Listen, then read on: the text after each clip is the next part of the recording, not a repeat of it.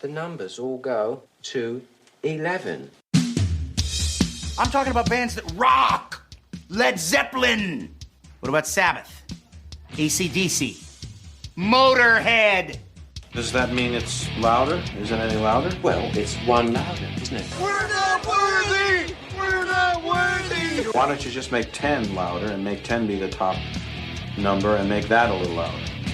These go to 11. I get up off the ground and raise my head. Days like this, think I should be dead. One for Satan, two for me. Let's cheat the devil, it's fun, don't you agree?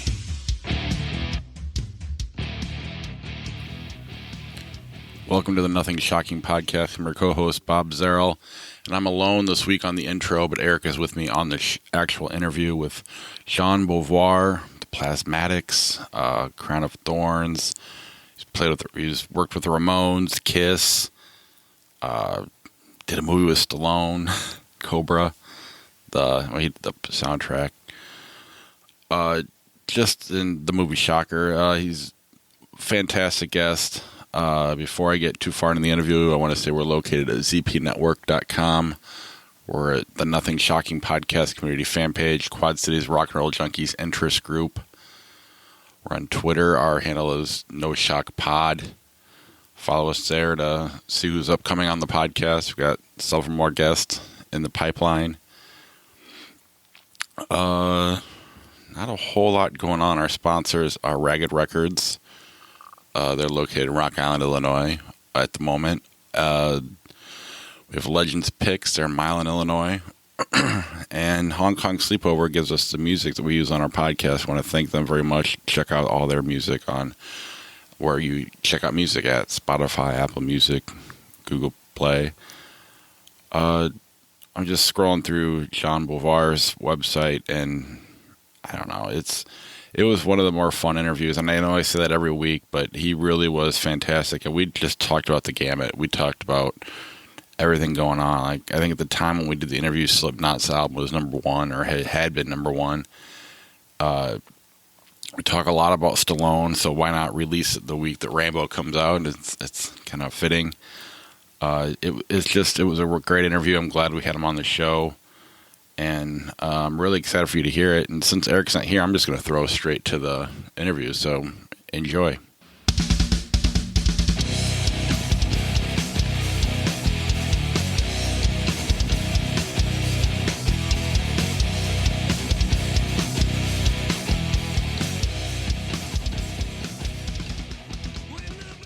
Hello. Hello, Jean. I'm so sorry I'm a couple of minutes late here. I was trying to get the Skype thing set up on my phone. Oh, how are you? Fantastic. My name is Eric Nesbitt, and I'd like to introduce you to my co-host, Bob Zerl. Hello. Okay, how you doing, Bob? Pretty good. How are you doing? I'm doing good. Well, where are you guys? We're in kind of Moline, Illinois, Rock Island, Illinois, Davenport, Iowa, kind of western Illinois. Okay. That area. All right. So not too far away from your origins of Chicago when you were a kid. That's right. So we're about 2.5 hours west of Chicago. So yeah. Okay. All right. Okay. Well, first of all, number one is you're the woman was Suzanne. Is that right? Am I saying that right? Yes. Who I was corresponding this interview with has been fantastic. Whatever you're paying her, she's worth her weight in gold. She's fantastic. All right, I'll make sure I tell her. Absolutely. Thank you very much. Yeah, Thank you. for sure. Well, so we're kind of a non-genre based podcast. We kind of go all over the place with guests. We've touched on everything, but we've never had a former member of the Plasmatics on, so we're excited to have you. Oh, good. I'm excited to be on as well. Well, I was checking out your website a couple of days ago, and this past July you performed at the Rocket of Ages Festival in Germany. Yes. So, can you kind of tell us about how that opportunity came about for you, and is this an annual thing that you do yearly? Well, I do different festivals, depending on the year. I mean, I'm hoping actually to do as many as I can next year. Like the year before I did was it Bang Your Head and Grass Pop, Esquina, which is this one in Spain. But actually for this one, I just got a call from the owner. There's a guy who actually does Bang Your Head and does Rock of Ages. His name is Horst. And, he just likes to bring over cool American bands. He's had everybody. Saxon played this one, Uriah Heep. He has all kinds of people playing these things. So he just basically gave me a call and said, listen, I've got a slot and I'd love to have you on. Are you into it? I said, okay, let's do it. And that was it pretty much. Yeah, fantastic. So I'd like to get your opinion on the festival, I guess maybe festival landscape. We have all these festivals that pop up over in Europe that we see, and now we're starting to see more and more of them pop up in the United States. I guess what is your that's right. Yeah, your theory on festivals? Is it getting oversaturated? How do you feel about the festival thing? Well, I think it's a great thing. I mean, as an artist, it's a great thing because I think that, people love to go outdoors. It's the middle of the summer. It's got, great vibe, a bunch of people getting together, like the old days of like Woodstock, you know what I mean? Mm-hmm. Everybody's getting out to listen to a bunch of cool bands. And I think that for a lot of bands, they get an opportunity to play for a nice big crowd of people who might, like a particular genre of music, or some of these festivals, actually mix up the genres. They'll have heavy metal, death metal, and then they'll have, a few melodic rock bands, a few of these, usually stays within the rock genre, or other festivals will do pop, or as there are like Ultra Festival that'll do dance, Mm-hmm. But I think it's a great gathering, for people to just get together, go have a great time with their friends. They usually make a weekend out of it. They fly from all around the world. And, and they just go hang out and enjoy a good day listening to cool music, discovering new music, and listening to people they're into. So I think it's good. Does it make touring harder for bands? I mean, I feel like it's changing. Or it seems like, 4 or 5 years ago, bands were coming through, 3 or 4 times a year, and it was were like Eric said, they were starting to get oversaturated. But I do feel like that's starting to go away a little bit. But does the festival help or hurt that? I guess in a way it could probably hurt that, I guess for a couple of reasons. Well, for one thing, the festivals are fairly expensive for people because they're getting all of this music that they get to see rather than one band. Mm-hmm. So they're going to get to see, especially the bigger ones might have, 5 big bands, that they would normally go see individually.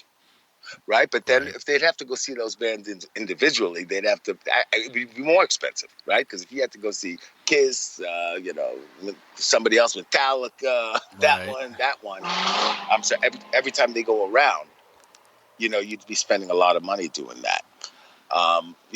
But this way, I guess it's easier for the bands, because they could play one festival and reach a lot of people, because a lot of people will go to one festival or 2 festivals in Germany. So that's why they even have the rules, which might also affect all of this. That they have rules of festivals that, let's say you're playing Bang Your Head Festival or something, you're not allowed to play a certain amount of miles, pretty big distance, within Germany within X amount of time. Because they don't want the people going to see, your show, and they say, well, I already saw him, so I'm not going to go to the festival. Right. And since there are so many people that come to the festivals, they usually can pay pretty well. So for bands, it's usually a better move than to go, it depends on the band. But like a younger band who's not sure what they're going to draw, going out there, it can be risky for them to go on tour, because they go out there on tour and then maybe 100 people show up to the club and, and they have like some door deal or something like that. And then they don't get anything. But the festival's almost guaranteed they're going to have a lot of people because once they have their headliners in place, everybody else is kind of getting the benefit of the whole day sale. You know what I'm saying? Yeah. It's like a Walmart. it's like Walmart. It's like Walmart of bands. It does seem like it's working, though. I mean, a few years ago, we were worried about the future of rock, in popular culture, and now you got bands like Ghost and Greta Van Fleet, and even Slipknot's new album, they're #1, and you're starting to Hailstorms coming out, and so you're having all these bands starting to get to that arena level, which I didn't think was going to happen again. So it is working. That's right. So Slipknot's #1. I actually haven't been watching the charts, but they're #1. Yeah, something like that. And then, I've only read headlines, and like Tool is like, they own like 10 spots on with, because they released all their albums digitally this week or something like that. Oh, so, God. yeah, so That's heavy. yeah, That's good. I mean, it's good news. I mean, I think it's good news. I was told not that long ago that, rock was going to, be the biggest genre this year. And that calculation kind of came based on all of these different things you're saying. How many bands are going to be on tour? The fact that Kiss is doing their end of the road tour. Right. The fact that this many bands, these many bands are going to actually release albums this year. So when they put it all together, they end up saying, rock is going to have a very strong presence this year, and it seems like that's what's happening. I wanted to kind of touch upon the festival scene as far as when you are performing at a festival, and any other artist that's performing at a festival, obviously the set list is not as great as it would be if you were playing your own show somewhere, somehow, someplace. I guess when not always. Not always. That's not because it depends. It depends on your slot. So, like for example, I was third on the bill or third, fourth. I was fourth, but they had a special guest that came last minute. So that's a fairly good spot. So I got to do an hour. Was it 70 minutes or 80 minutes? Which is like if you're one of the afternoon bands, then they might limit you to 30 or 40 minutes. Then what you're saying is correct. But if you're one of the higher spots, you'll still get to do a full show. Oh. Okay, we've had other artists that have come on before that have kind of expressed like, I like the festival thing, but obviously it's according to where they're playing. And like, we just can't get our full set list in. It's not what we usually do, or things like that. So, well, that could happen. And also, I don't really know. I haven't been to that many festivals here in the U.S. to be honest. So I'm not sure what they're doing here. Are they cutting them down? Are they cutting bands to 30, 40 minutes or? Here in the U.S. when you go to festivals? We don't go to that many either. I went to one in Chicago, and it rained a lot, and in this moment got to play 3 songs, and 3 bands got kicked. But, that's when you're outdoors, the weather does play a factor too. So yeah, I guess it depends, but yeah. Well, for me, I'm not a big, as far as an outdoor venue thing goes. I mean, I do enjoy it, but I do notice that a lot of the times I'm a big wuss when it comes to that because I like air conditioning. I like to sit down. I don't like bugs. But I understand. I definitely understand. That's something that people have to consider. People in Europe, they love to go outside. They love to be out there. They're always outside drinking beer, or even in Scandinavia, it could be like 0 degrees out, and they're all standing around like penguins. Drinking beer in -2 degrees outside all night. Something that we Americans wouldn't be doing. No. Is that the main difference between the European audience and us? I mean, I feel like, especially a few years ago, we had a hard time getting us to show up to things. And, I would talk to somebody, I can't remember who it was, and he was like, Mariah Carey will play one night, and then Slayer will play the next night, and the same people are at both shows. They just like to go out and go. Is that kind of how it is over there? Yeah. I mean, they just want to. They really love the whole music thing, and they love the festival thing, and they look at it, like I said, as more of an outing, kind of a thing. I meet a lot of groups of guys or girls that will fly in. First of all, they come from everywhere. So it's not just you. You have people, we're from Brazil, we're from Italy, we're from this, and they get together with their friends, and they get like a whole posse of people, and they all say, we're going to meet at this festival in Netherlands, or we're going to meet at this festival there. So it's like a big, get together of friends to go hang out. And, and the bands play even a, less important role. I mean, it's like, they're playing. Doesn't matter. We'll be drinking beer when that band's playing, or we'll be doing this. So it's they like it. They like to go out there and just do go enjoy the outdoors. Especially some of those countries in Europe where they have some lousy weather most of the time. That is something I've noticed. With sites like Blabbermouth, I feel like we're more closed-minded in America. Like, we like what we like, and then, I like Slipknot, but I hate Disturbed. We just kind of. Were you ever, as a fan, like that, or were you always pretty into everything? Well, for me, I have a wide variety of what I like. So I'm probably the wrong one to ask because I like everything from, I'll listen to Motown one day. One day I'll listen to some smooth jazz. One day I'll listen to metal. One day. Right. So I have a really wide, taste in music myself. But for going to see bands, I'd say I'm a little bit like that, like you, that I like to see some bands that I like. And it's not so much for me to just go hang out in a and you know what I mean. I'd want to go see a show. I'd want to go see, and that would be more attractive to me personally. Well, I guess as an artist, where is your preference now when it comes to when it comes to playing live and touring? Do you still prefer getting on the bus and driving all around, or are you with the methods now where the fly-in dates where they play the weekend warrior type thing, or they that's very popular now. Yeah, for sure. In this part of your career, what is your preference? Well,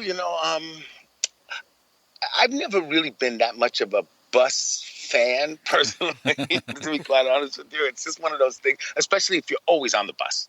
I like buses if you're going like a distance from here to there, 4 hours, and you're done.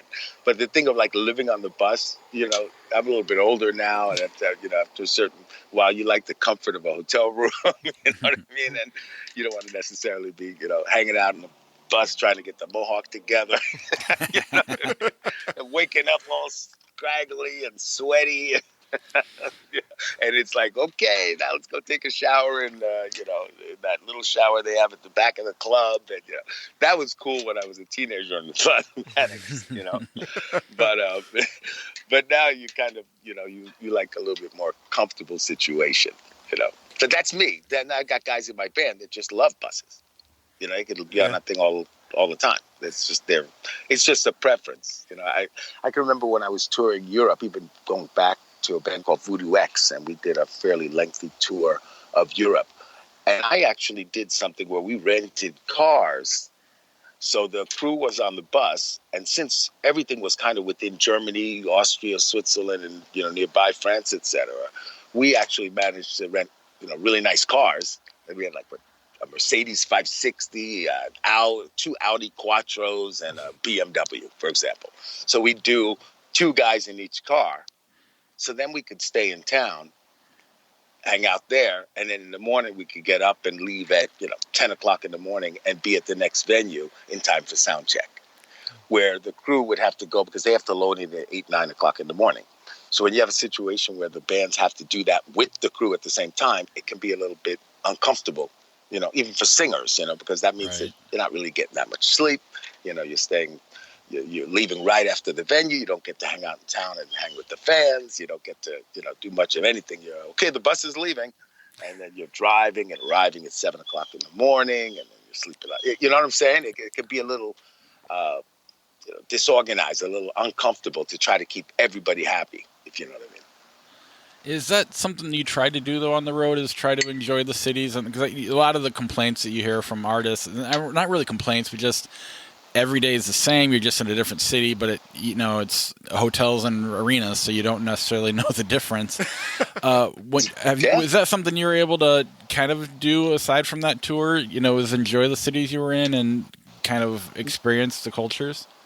I like to do that, so that's the Springsteens, and because they really take their time. They do 3 shows a week, and right, and they go stay in the city for 2 days, and then they take off. But we're not all that fortunate to get to do that. But whenever I get a chance to be able to stay in a town, I would like to. I like to do that. It's fun. You get to see the place a little bit. You get to chill. And then the next day you can take off to someplace else.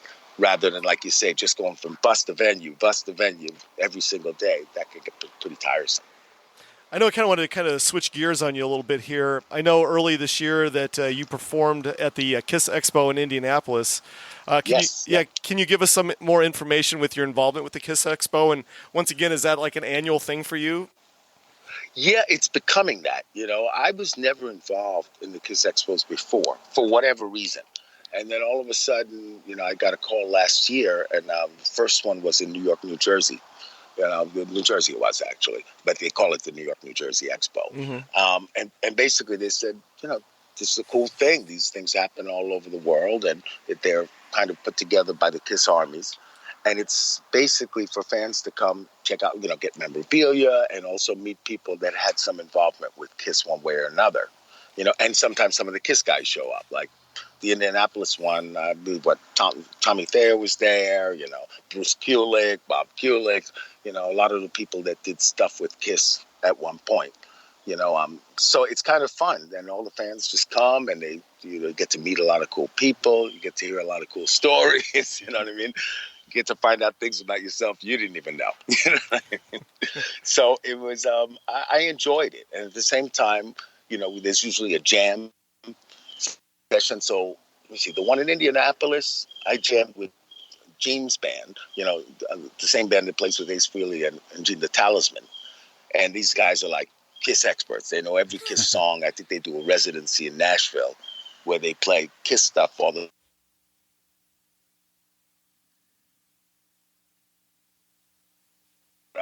up. And I did 3 of the songs that was cool. You get to do like 3-4 songs, for the fans. At the same time, you get to meet a lot of people. And once again, all these KISS fans from all over America fly in.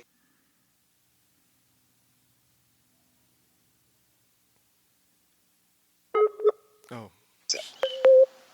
Jean, we lost you there for a second. I'm sorry about that. So we hit a lot of dead air. Can you re-answer that question again? Or just like the last 5 seconds of it. The KISS Expo is okay. Can you hear me now? Yeah. Okay. I think it's a good thing. I think because first of all, it's a great way for KISS fans to, reconnect. It's usually something that's done by the KISS armies all over the world, which has grown to be quite big, And at the same time, you'll have people who were involved with KISS in one way or another. So you had like Bruce Kulick, Bob Kulick, Tommy Thayer was at the one in Indianapolis, and different bands that were involved, or writers, or players that might have played something on KISS albums, and they all get to come and meet the fans, hang out, listen to stories, share stories, and plus we get to perform. So we play like 3 or 4 songs, songs that maybe I wrote or played bass on or something else. So I think it's a treat, for the KISS fans to come to these things, and they go and buy a bunch of memorabilia, and there's usually some unique merch that's being sold, and a bunch of interesting things. So it's, it's like a cool car show, but for like rock and roll. You know what I mean? I guess, pardon my ignorance, but how is it the KISS Expo? Okay. I like that Kisspo. The KISS. How is it organized? Obviously, it's kind of with, Gene and Paul. Sometimes they get very litigious. Sometimes, but how does it all work out? Who organizes it, and who kind of is able to use the KISS name to create something like this? Well, actually, the one that I was involved with, there were 2 people. There's a guy named Keith LaRue, who actually is Paul Stanley's right-hand guy, who actually organized 2 of them that I was at. And another guy, Steve, also is like his partner. I'm trying to remember his last name. But and these 2 really nice guys, and they're KISS fans, but they work with the KISS camp. I'm not sure how that gets worked out, whether KISS is getting a piece or not. That I don't know, to be honest. But they're obviously, abreast of what's going on, because the guy who did it is on tour with Paul and KISS, and all of a sudden he's going to do this KISS Expo, So it's so they managed to keep everything as it should be. Let's put it this way, authentic, and so it's not like a bootleg operation. It's something that they kind of have their eyes on, but I don't think that the KISS guys are actually controlling anything from it. They're just giving the endorsement.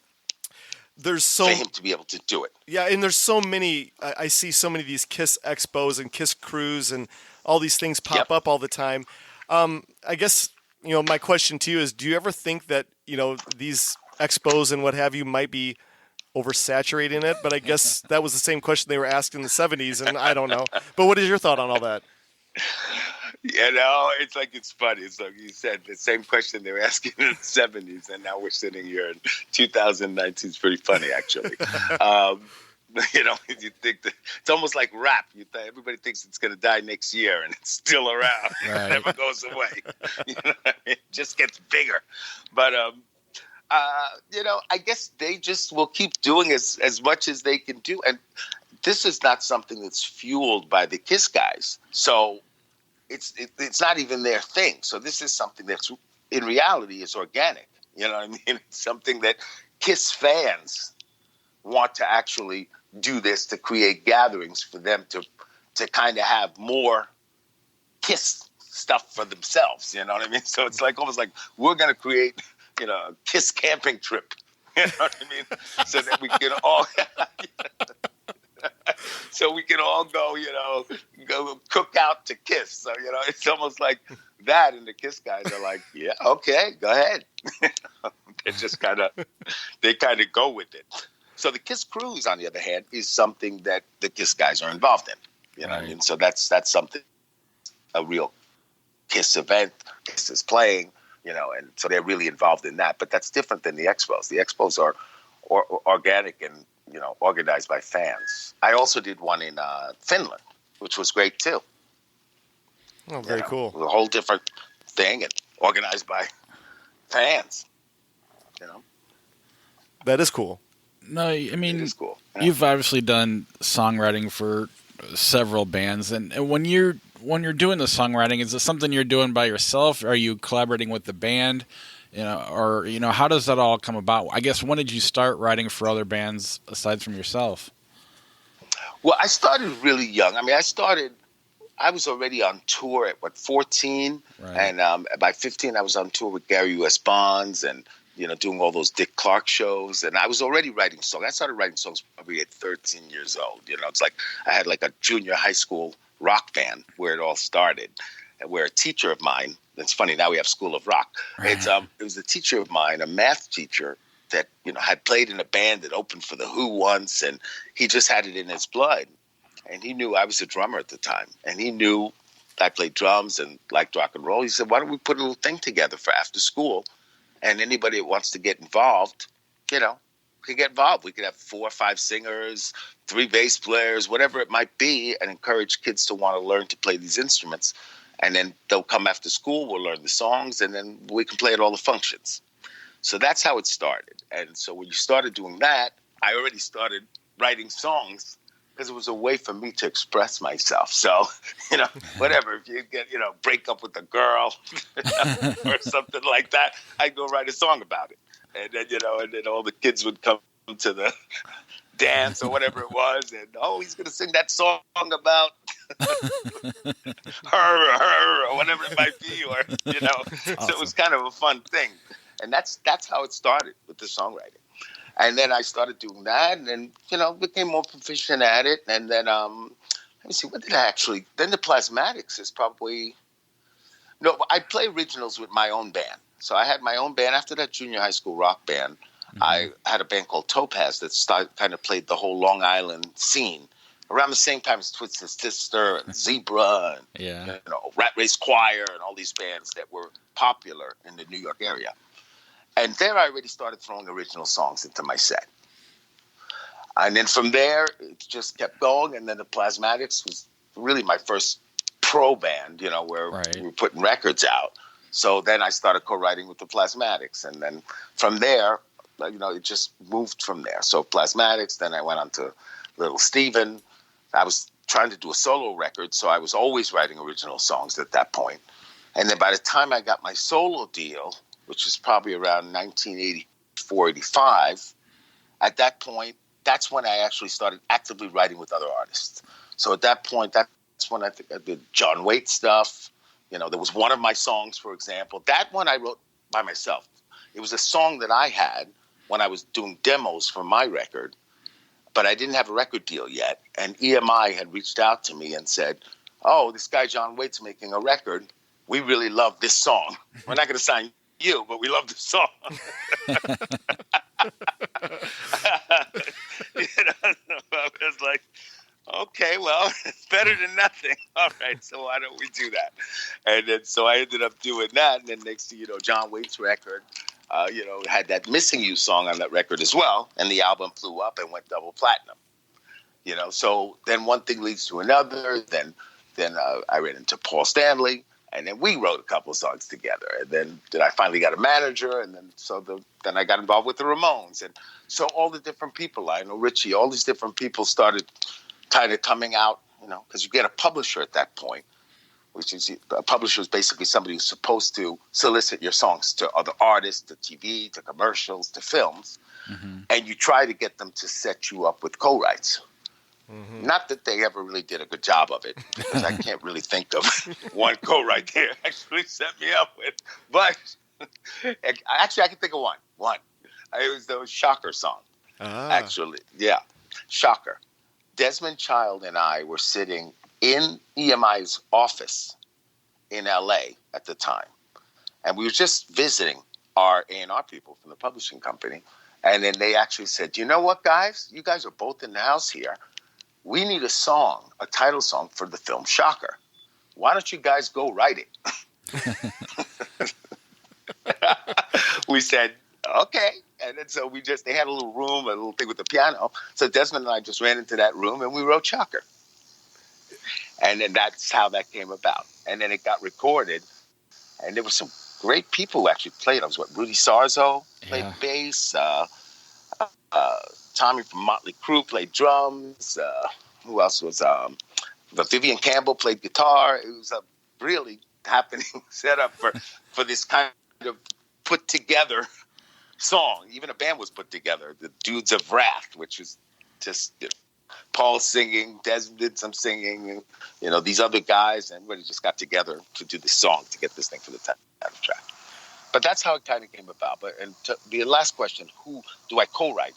Mostly with bands, I co-write. Personally, because I like the idea of getting involved with the band and trying to almost be like an additional member for that moment, so you can get a real good feeling of who they are. Like you could be a fifth Ramone for a while, and try to write a song that is fitting for the Ramones. And I always felt that the best way to do that is by actually working with them instead of pitching something from the outside. Even though I've done both, but for those cases like the Ramones, Kiss, Paul and I would write together. Ramones would write together, and actually right now I'm doing a lot of writing. That might be a later question, but yeah, for some reason I just decided this year I wanted to really do some more writing, and I chose some interesting bands. So I just wrote some songs with the band called Lordi. Remember the band Lordi that won that Eurovision contest? They dressed like the Monsters out of Finland. They actually it's a rock band. Do you know Lordi? I know of them. I don't know. Of them. Okay. Yeah.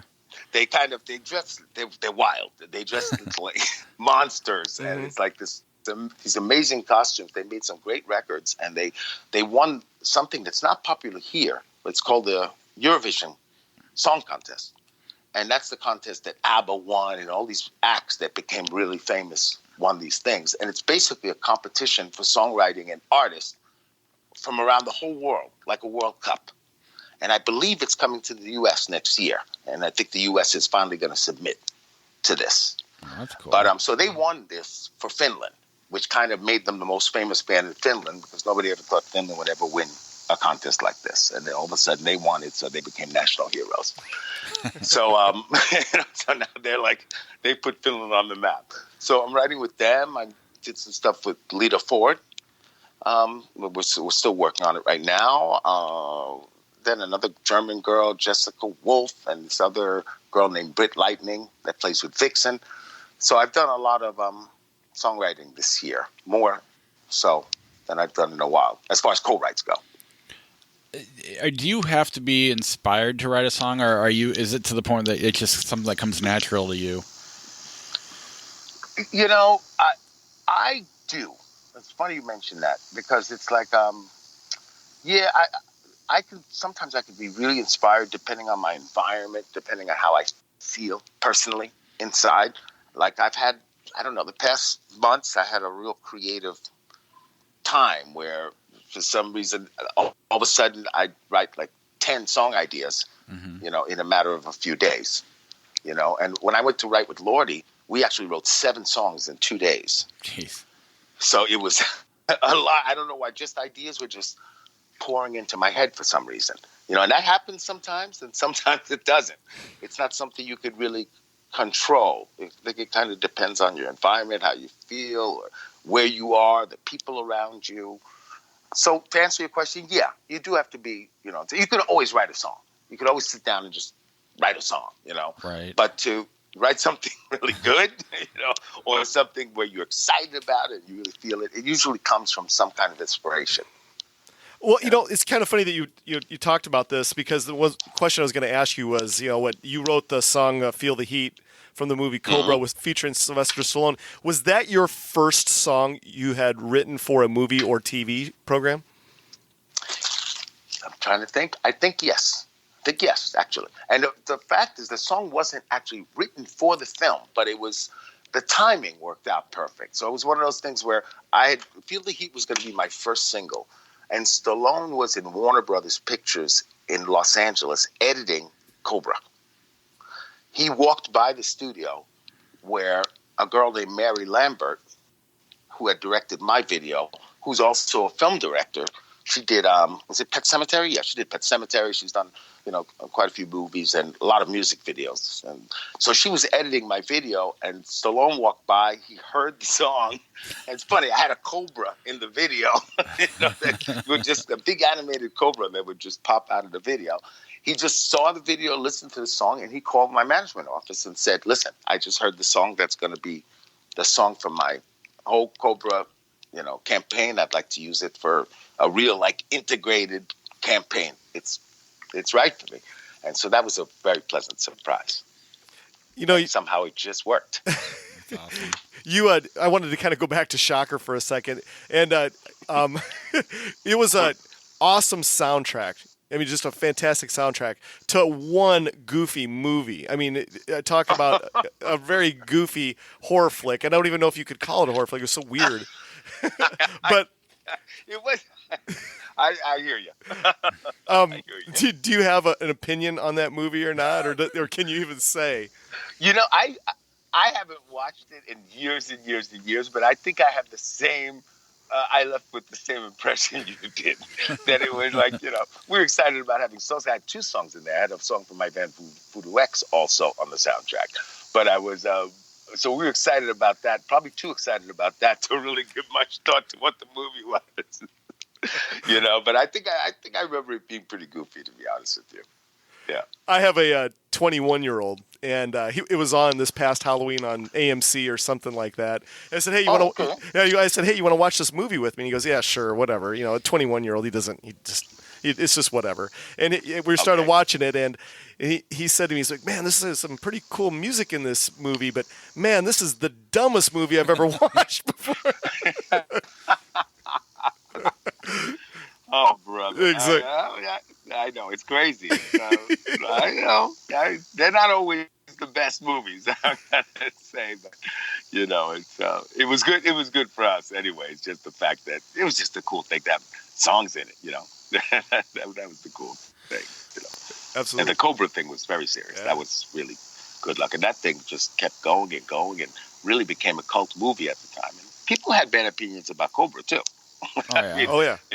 I've heard some bad, opinions, but I think a lot of people didn't realize that when it came out, it actually was the biggest release of any film in the history of film.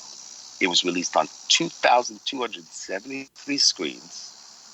Stallone had the biggest advertising budget that had ever been given to a Hollywood film. He broke his own record, which was Rambo, and it did 2 times Top Gun. I had no idea. No, I know. I've always been Nobody did either until I actually went and started, I'm working on a book, actually. So, you had to do some research and check things out. And then I start to look at the facts, and I'm like, whoa, it opened 2 times Top Gun? What? Are you kidding me? I remember Top Gun. Top Gun was a huge movie, And then I looked at the numbers, the screens. That's all. You can look it up. It just says, Right. I've got the articles. I saved them, And I was like, wow. And the thing is, the thing just kept selling, and it's become a cult favorite. So, matter of fact, this year it's been released on Blu-ray DVD. Yeah, then there was another release a couple of years before that. And that thing just kept selling just forever. Hundreds of thousands of copies every year for the past 35 years. It even popped up as a poster in the new Hobbs and Shaw movie. There's a poster of Cobra in the background of In one the of the what? scenes. What is it? In What? the new Hobbs and Shaw movie with The Rock, there's a poster of Cobra in the background of one of the scenes. Yeah. Oh, I didn't see that. You see, it's really become like a cult classic. And I remember at the time, I don't know, people were. It was good for me because the song and the film, besides it was my first solo record, I was so excited about that. I didn't care what people thought of the film, but I remember that people were a little bit disappointed, maybe because it was the first time that Stallone took like a different kind of role. He always played the underdog, and that's kind of what made him cool to everybody. Oh, poor Rocky. Oh, poor Rambo stuck in the woods by himself. You know what I mean? All of a sudden, then all of a sudden he's like, I'm Cobra. You know what I mean? And I think people were like, wait a minute. You're supposed to be the underdog. Not the so totally. I think that's my opinion. That it had something to do with why people didn't really. And some people love it. Some people think it's the best movie they've ever seen. If you look up online, you see really mixed opinions. I'm a huge Stallone fan. That was supposed to be Beverly Hills Cop. That was the movie he was going to do, but they didn't want to do a dark movie. They wanted to do something light and funny. So that's turned into Cobra. What did you think? What did you think of the movie? It's hard. Rocky's my favorite movie, so I'm a Stallone apologist to the nth degree. So I can't give you an honest opinion other than I like it because same. I'm the same way. I'm a Stallone fan. I mean, I think the guy's just a genius. I just think he's made like a lot of great movies, and even the last ones, Oh yeah. That last one, not Rocky. What's the last one that came out? That was great too. Creed. Creed. Oh yeah. Creed is great too. Here's my opinion on Cobra. It was kind of for a kid watching it as middle teens or whatever. It delved upon it seemed like it had a touch of maybe to some taboo situations of, I don't know, it felt like it was almost like the organized crime and it was like somewhat satanic or something like that. It just seemed like it had all these elements, these underlying elements on it that, I don't know, Bob, what do you think? Did you kind of feel the same way too or not? It's been a while, if I'm being totally honest. It's been a while. I got to rewatch it, actually. Yeah, you said sure. Satan, I'm in. Let's go home and rewatch it. I wanted to touch upon with you the status of Crown of Thorns. I know it's been a while since Crown of Thorns have had a release. Okay. Are we going to see anything from Crown of Thorns ever again, or what's the status of the band? Okay, well, I mean, I don't know if you know what happened, but Crown of Thorns originally was myself, and then I had brought in Mickey Free and Tony Thompson, and for this rock band that I'd done for Interscope. I was offered a solo deal with Interscope by Jimmy Iovine originally. And for some reason, I wanted to do something different, kind of like what I had done with Voodoo X. So I pitched to Jimmy to do This Is a Crown of Thorns record instead. And we did that. The record did not come out on Interscope, but it ended up coming out all over the world. And then Tony Thompson passed away. So we did a couple of dates. Tony Thompson passed away. He was doing some Power Station stuff too. And then Mickey stayed around. We did it. We did some UK touring because the record did very well over in Europe. So in England, it stayed on the rock charts for like 6 months. So it was like really pretty successful. So we toured it for a while, and then I fired Mickey, and so he was out of the band. I brought in Tommy Lafferty, who was originally from Voodoo X, and so now it wasn't really, and I kept it under the moniker Crown of Thorns. All right, but to be honest with you, we did 8 albums, and out of those 8 albums, to be perfect honest, I played most of the instruments on most of the albums. You were Prince for that band. But at the time, I was very vague in the credits. You know what I mean? It was kind of just like, not specific who played on what. It was just more like, this is the band. And I think I felt like I wanted to be under a band moniker at that time. And then what's happened over the years is I started realizing that people were getting in touch with me and saying, okay, so you're going to tour with Crown of Thorns? And then somebody else would call me and say, you're going to tour with Voodoo X? And they're going to say, oh, we want to hear you tour as Jean Beauvoir solo, because Feel the Heat was my biggest hit by far. of any of these projects. So it got a little bit confusing.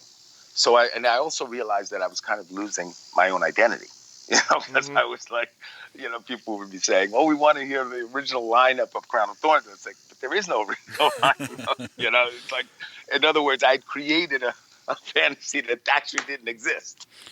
Do you understand what I'm saying? Exactly. In a way.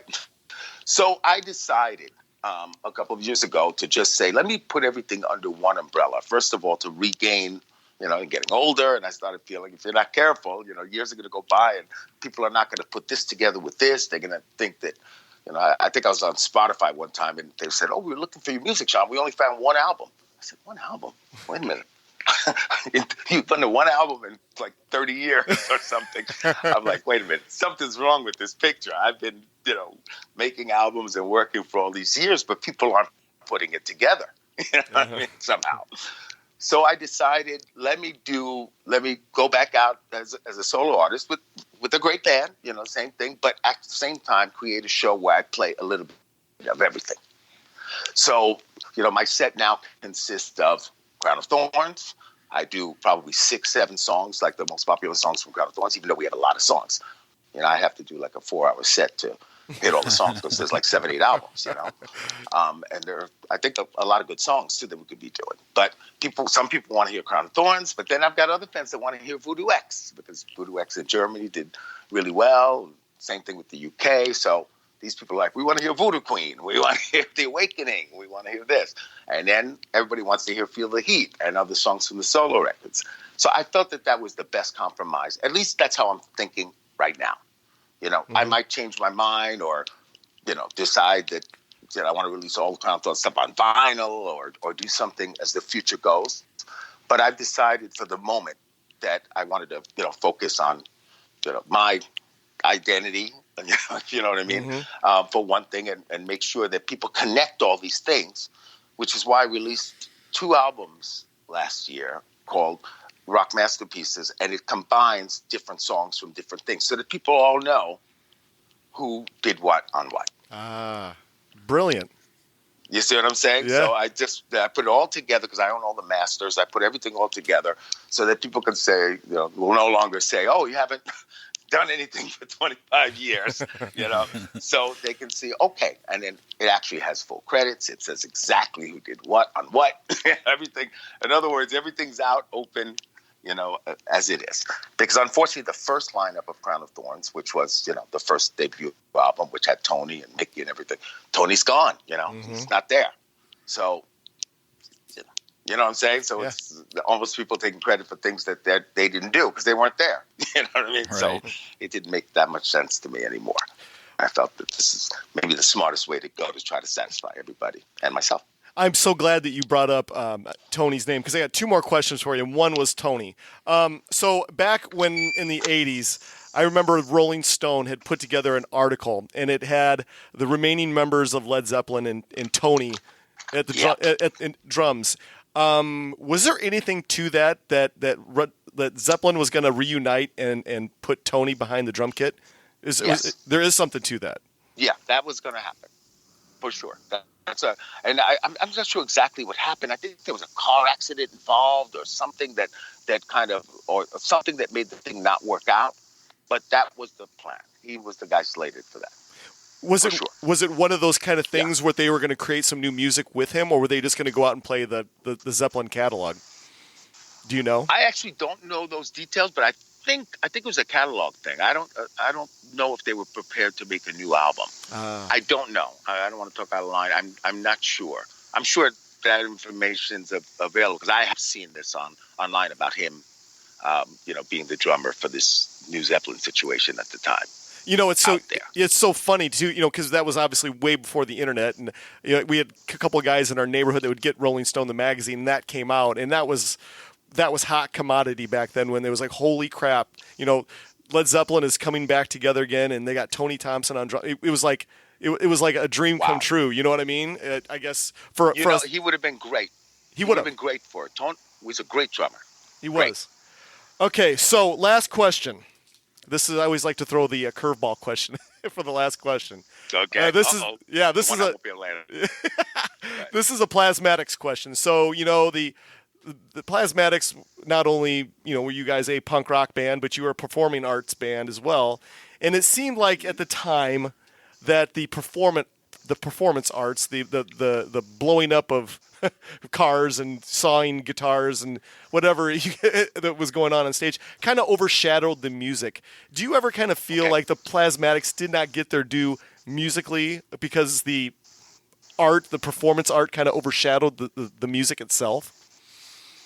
Well, yeah, I would say that, and I think that we were getting pretty close because it's pretty interesting. There was some pretty, good. First of all, let's face it. I mean, Wendy didn't have the most commercial voice. If we're just going to talk about, what I mean, it's just not.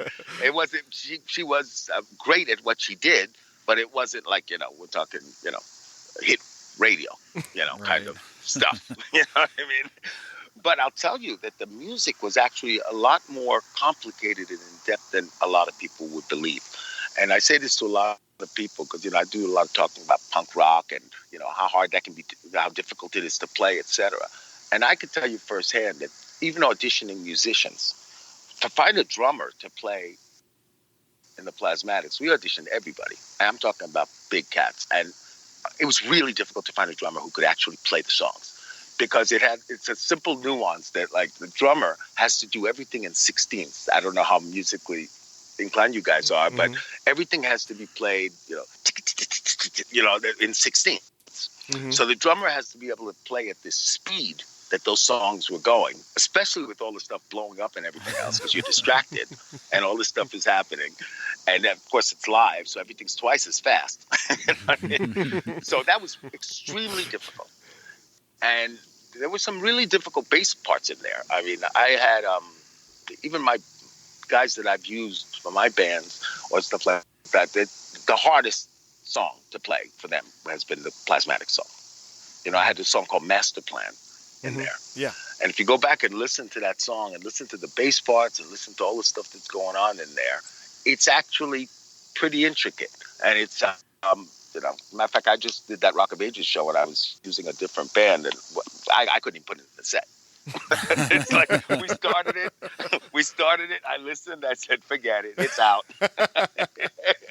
Like, let's skip that song. And we didn't even entertain doing it because it was just, it would take, a long time for them to learn to play properly. It's an interesting art, punk rock, that people don't understand. You get a lot of metal guitar players and other people who are used to doing one thing. Like metal's very precise and everything's all right on there. Then when you ask them to try to sound like the Ramones and to just play where it's not definitive, but it's fast, but it's it's no exact set of what kind of volume you want to give to your pick. You have to kind of like. It's a feeling thing. Right. It's hard. It's almost like groove. Trying to get people to groove. They might be able to play with a click, but doesn't mean that they understand groove.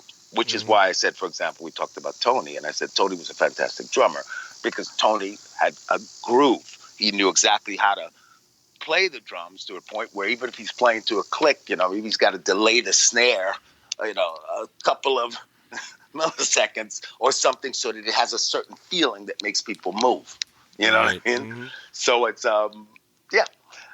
So anyways, I think I got a little sidetracked here. But basically, yeah, so as far as the show definitely overshadowed the band. As far as that, and I think we could have gone a lot further musically because I think it was evolving as we were going forward. But by the time I left the band, the manager kind of decided he wanted to take the band in a more metal direction, which is when they did the Coup d'etat record, which actually was a good record. I wasn't involved with that record, but it was a good record. But the band had already moved into. I didn't like the idea of the band going metal. That band, I love metal, but I just didn't feel it was right for the Plasmatics. Just because I felt that this is something that's already done. It's already being done very well. You know what I mean? Right. By a lot of people. And I think that if, Plasmatics are their own thing, we have our own style. If anything, we should evolve that style and stick to, what we're doing and get better at that and maybe take that to a new place. rather than to jump on a bandwagon. Well, that was the last question I had for you tonight. Bob, do you have any more questions? No, this has been a ton of fun, and I thanks for taking the time, and it's really flown by. Yeah, it has. It's been but before we let you go, is there anything that you would like to plug or promote? Well, I mean, like I said, I'm doing a lot of writing this year, so you should keep your eyes open for that. I'm working on a life story book, which will talk about a lot of this stuff, because I'll get into all of this, things that happen at the Plasmatics, to Kiss, to the Ramones, to different people I've met along the way through this whole journey of mine that started quite a long time ago. So, and that's it. And keep your eyes open for me out on the road. I mean, I don't know what's going to happen with the U.S., but actually I've got an initial offer for doing a fairly lengthy tour here in the States that would start as early as November. It's not I can't say anything about it because it's still in, we're still talking about it. But if everybody should just keep their eyes open, that would be great, because I'd love to play the States for a while. It's been far too long, and just my websites, Facebook, Instagram, my actual website, JeanBeauvoir.com. We'll always keep information up there to keep everybody abreast of what's happening. Well, fantastic. Well, this is how it's going to work out.